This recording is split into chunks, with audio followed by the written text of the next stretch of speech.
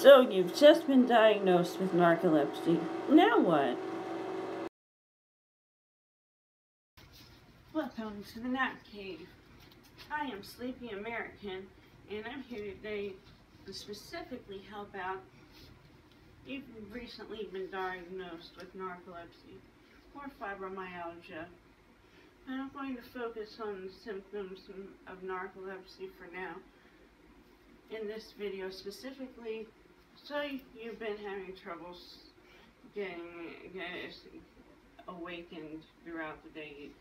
You feel sleepy, like you haven't had sleep in 2 to 3 days amount of sleepiness. And maybe you've started to feel your knees give out whenever you laugh, like the cataplexy in the knees. But these sleep attacks that hit you can hit you from a little bit to very, very often. Just like the cataplexy in severity, it could be your jaw or your whole body. During cataplexy, you're fully conscious.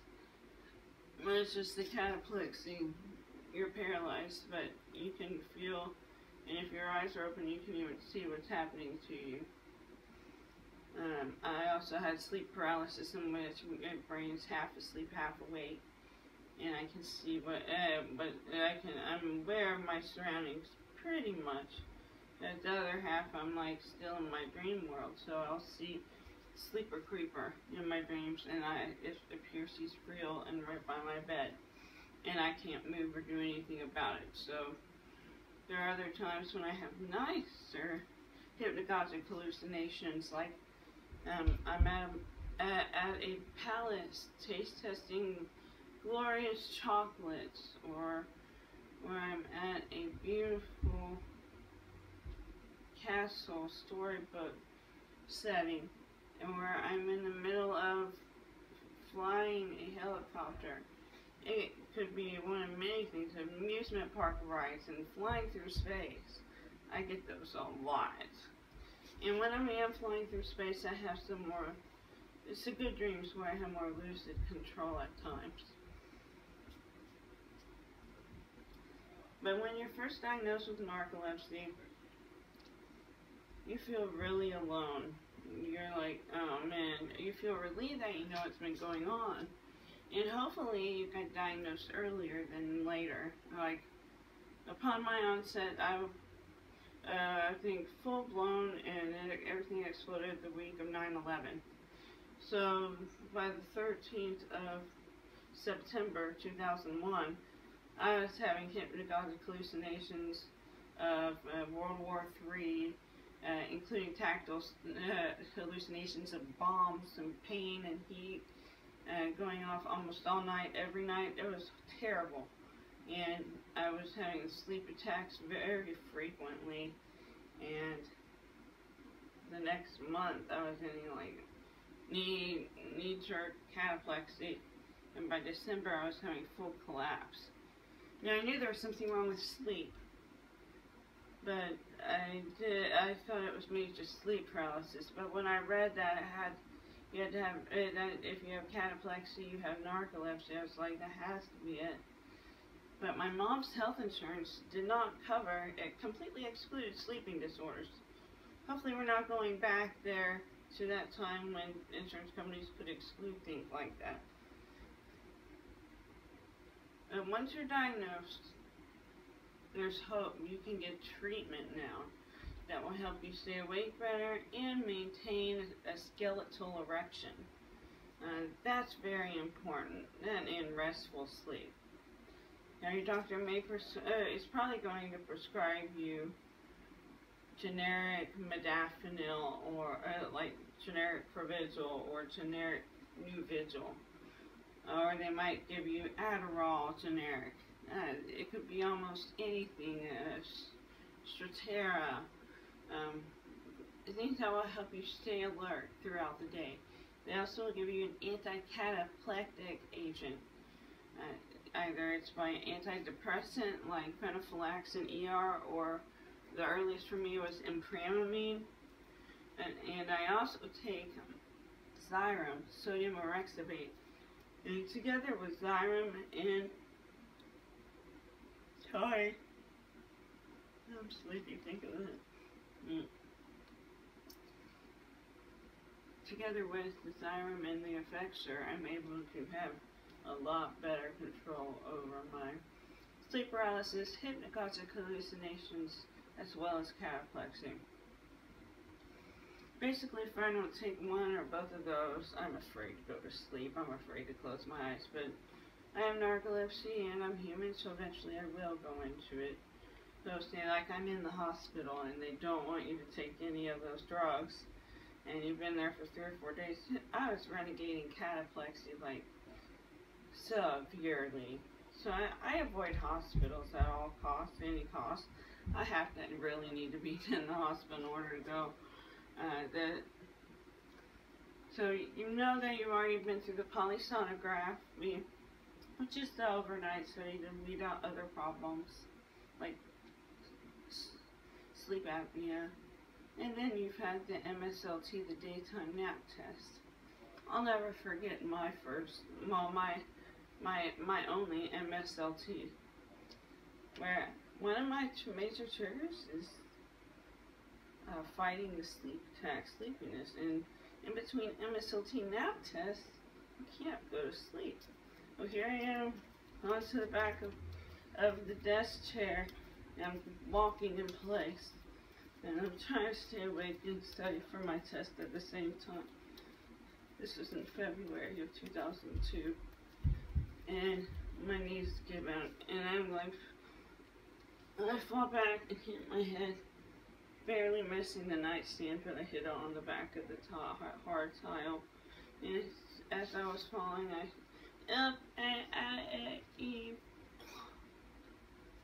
And then another nap, I was walking around the whole sleep center in a circle to try to stay awake and to try and not have cataplexy.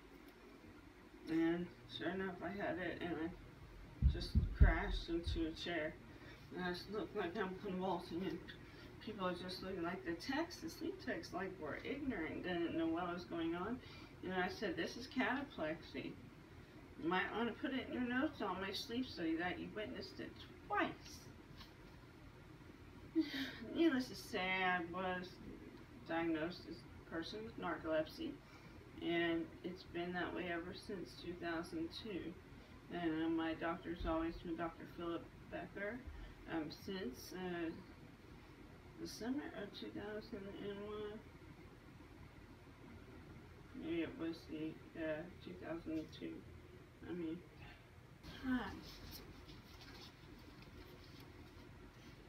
So after I was diagnosed with narcolepsy,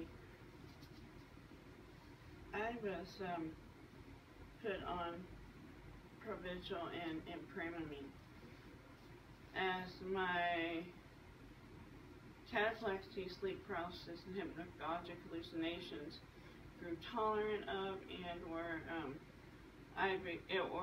the symptoms became worse in severity, much worse. My polysomnography could no longer help. My pulmonary specialist could no longer handle me, and he referred me to Dr. Becker, the Sleep Associates of Texas, www.sleepmed.com. My doctor's about to retire, but Dr. Jameson is also a very good person, sleep doctor in Dallas as well, a part of that firm. So, when you're first diagnosed, there are a lot of things you have to come and come to peace with, and that's that your life isn't going to be exactly the same anymore. You're not the same anymore. There's been a cellular death in the brain, in that one part, and it's amazing that that one little thing can affect so much of your life, but it does. And narcolepsy has become a huge part of me. I can't be me without the narcolepsy. And it's really taught me how to empathize better, I've met other fellow narcoleptics that I probably would have never met otherwise. So all very good, several very good friends over years and years. Even online support groups. I highly recommend you join a support group, and if you're in Dallas, Texas area with narcolepsy, we have a good one led by Macy Penna in the Dallas area called DFW Narcolepsy Friends. You can click on the link below for a link to our Facebook group on where we're meeting next and topics to be explored. And Narcolepsy Support Group is a group on narcolepsy that's a great virtual support group as well. There's Narcolepsy Network. They have a site and a support group on Facebook, narcolepsynetwork.org. There's also my friend Ferry. He has created a Facebook group, PWN, Persons with Narcolepsy, for persons with narcolepsy. So it's PWN for PWN. And that's .org. He has a website. Lots of my good friends are on there, and it's very, very educational because everybody's pulling together their resources to educate each other on things like baclofen as a substitute for Xyrem. It's often held as just as effective in a different in that form as a substitute for Xyrem, and basically there's a lot of information out there. There's the Narcolepsy Africa Foundation, because in Africa, we think we have it bad in America. In Africa, there's like no support. So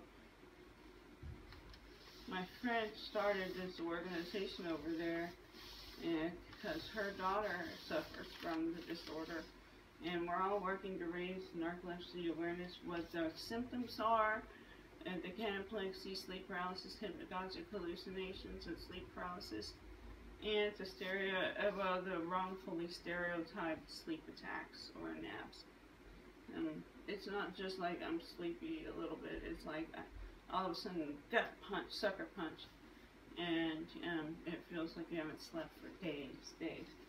But Sleeper Creeper is often a guest at my bedside, and you just have to know that he's not real. See, I often feel alone at times that people don't understand exactly what it's like, or definitely with the fibromyalgia, people underestimate the amount of pain I have. That's why my superpower is to emphasize. With just one touch, I can make someone remember themselves, like a memory almost of them having cataplexy and what it's like first person. So they finally will be able to empathize through my empathizing ability. And being a Sleepy American Hero has been such a wonderful honor, and I cherish it, and I encourage you to subscribe to my channel and to check out my other videos. I have a 9-year-old sleep paralysis video that is of me. Before meds I was miserable, as you can tell, and now I want to help other people get diagnoses, and for people who are disabled with these conditions to